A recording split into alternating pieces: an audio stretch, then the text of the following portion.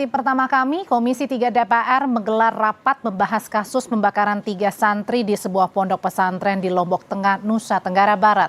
Komisi 3 menghadirkan korban serta orang tua. Dalam rapat dengan Komisi 3 DPR, salah satu orang tua santri yang menjadi korban pembakaran mengungkap soal adanya ancaman dari anak pengasuh ponpes. Orang tua korban menyebut anaknya mendapat ancaman akan dibakar 3 hari sebelum peristiwa kebakaran terjadi. Hari sebelum pembakaran itu menyampaikan bahwa dia pernah diancam oleh anak pimpinan ponpes akan dibakar kalau tidak menuruti kemauan dari si pelaku. Kemudian pernah ditanyakan oleh ibunya si korban, sanak wah mendek te bully atau wah mendek te pantok le sekolah, atau dalam bahasa Indonesianya apakah kamu pernah dibully, dipukul di sekolah. Si anak ini tidak berani bercerita pimpinan karena selalu diancam sama anak pimpinan ponpesnya. Akhirnya begitu terjadi pembakaran, 3 hari setelah terjadi pembakaran baru bisa berbicara si anak, baru menyampaikan bahwa dia itu dibakar. Di dalam ruangan itu adalah ruangan kosong pimpinan. Kemudian api terisi bensin itu menyebar di situ sehingga mulai dari wajah sampai sekujur tubuh kaki korban itu kena luka bakar yang sangat drastis 80%. Ketua Komisi 3 DPR RI Habibur Rahman menyinggung soal ancaman dan mempertanyakan kebakaran di Ponpes yang terjadi karena ketidaksengajaan. Sementara polisi menyebut keterangan korban soal ancaman berubah saat diperiksa. Ini tadi kan disampaikan dari satu anak lagi bahwa ada pengancaman, bahkan spesifik pengancamannya, bukan sekedar akan disakiti tapi akan dibakar, dan itu kejadiannya gitu loh. Jadi agak naif kalau kita saat ini mengambil kesimpulan ya kebakaran karena ketidaksengajaan dan nggak ada kaitan dengan pengancaman, karena spesifik sekali Pak. Bakar gitu kan ya. Salah satu anak menjelaskan untuk anak yang lain sebagai korban pengancaman. Nah, anak yang korban pengancaman ini kami periksa sebanyak 3 kali, menjelaskan dia hanya mendapatkan perundungan 3 hari sebelumnya. Namun pengancaman untuk dibakar itu dia tidak menjelaskan ataupun tidak menyampaikan atau mengkaitkan pada peristiwa tersebut. Kemudian sumber informasi anak SAH ini menjelaskan pertama di tahap penyelidikan.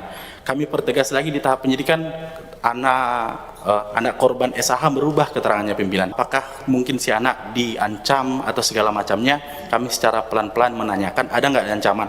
Anak ADR menyatakan saya tidak diancam. Kami sadar ada berada di situ. Anggota Komisi 3 DPR juga meminta agar kasus pembakaran santri di Lombok Tengah bisa segera diselesaikan. Komisi 3 menilai polisi lambat menangani kasus.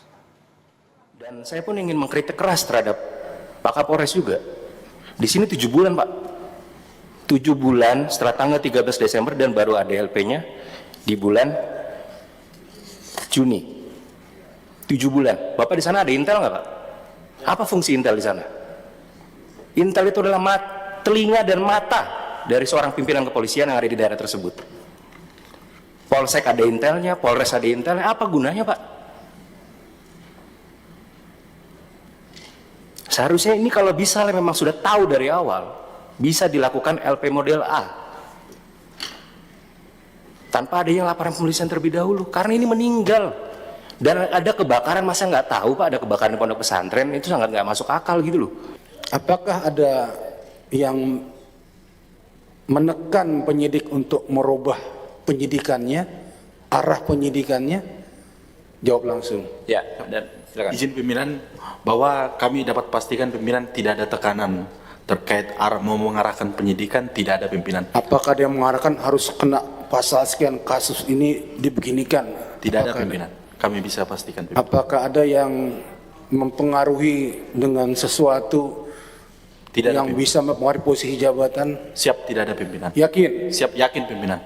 Kalau Anda yakin, saya berharap kasus yang sudah terang benderang ini bisa selesai dalam waktu singkat dan cepat. Lalu apa hasil atau kesimpulan dari rapat Komisi 3 DPR RI soal kasus pembakaran santri di Lombok Tengah? Kita perbarui informasinya bersama jurnalis Kompas TV Zefanya Situmeang dan juru kamera Aufa Farid. Z, rapat Komisi 3 DPR soal kasus pembakaran santri kan sudah selesai. Apa hasilnya sih? Ya, Radi, dari rapat dengar pendapat umum yang tadi sudah dilangsungkan oleh Komisi 3 DPR RI bersama dengan tim hukum dari korban, begitu bahkan juga dihadiri langsung oleh Polda NTB, lalu juga dari Satreskrim Polres Lombok Tengah, Kapolresnya juga hadir. Ini juga tadi hasilnya adalah pada intinya meminta penanganan perkara ini kemudian ditarik ke Polda NTB dan juga meminta agar bisa dievaluasi secara menyeluruh begitu terkait penanganan penyelidikan yang telah dilakukan oleh Satreskrim Polres Lombok Tengah. Kenapa pada akhirnya ini diminta untuk ditarik untuk ditangani Polda NTB? Kalau tadi dari kuasa hukum pihak korban sendiri, Putri ini menyebut terlihat bagaimana proses penanganan yang dilakukan oleh Satreskrim Polres Lombok Tengah ini sangat lambat sebab dari laporan yang sudah dilaporkan sejak 7 bulan lalu hingga saat ini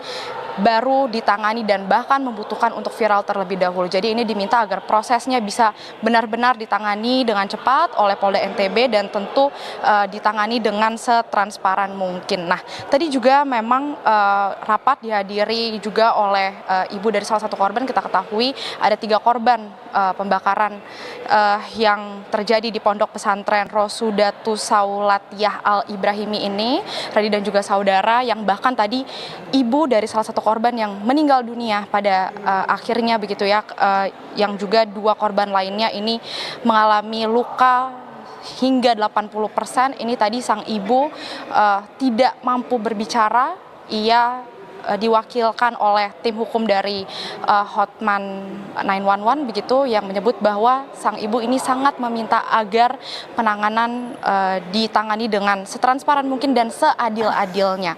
Bahkan juga tadi disampaikan dari pihak kuasa hukum juga agar dari Polda NTB ini benar-benar memproses dengan baik karena sudah ada 2 tersangka Radi yang ditetapkan sebagai tersangka, 2 orang begitu, yakni kita ketahui ada dari pimpinan Ponpes berinisial AMR dan juga salah satu senior dari pondok pesantren ini berinisial MR. Namun yang menjadi sorotan ini masih belum juga ditahan dengan alasan tadi kalau AMR pimpinan Ponpes ini sakit alasannya sehingga belum ditahan dan juga dinilai kooperatif untuk ketika dipanggil untuk diperiksa begitu juga dengan senior berinisial MR ini juga alasan tidak ditahannya karena masih di bawah umur. Nah, ini yang menjadi sorotan, diharapkan dari pihak kuasa hukum berharap ketika Polda NTB bisa menangani ini bisa benar-benar menindak seadil-adilnya begitu.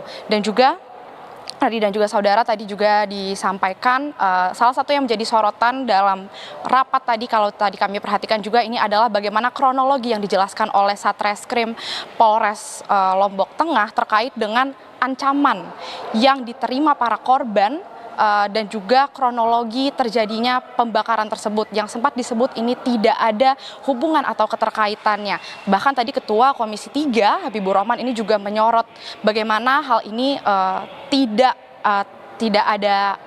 ada keterkaitannya begitu. Nah, ini yang diminta agar benar-benar diselidiki lebih lanjut, agar meminta bagaimana kesaksian dari para saksi lain bisa memperjelas atau memberikan titik terang terkait dengan apa yang menjadi motivasi dari para pelaku melakukan hal tersebut.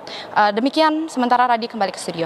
Baik, terima kasih Zefanya Sitomorang dan juru kamera Aufa Farid melaporkan langsung dari gedung DPR RI Jakarta.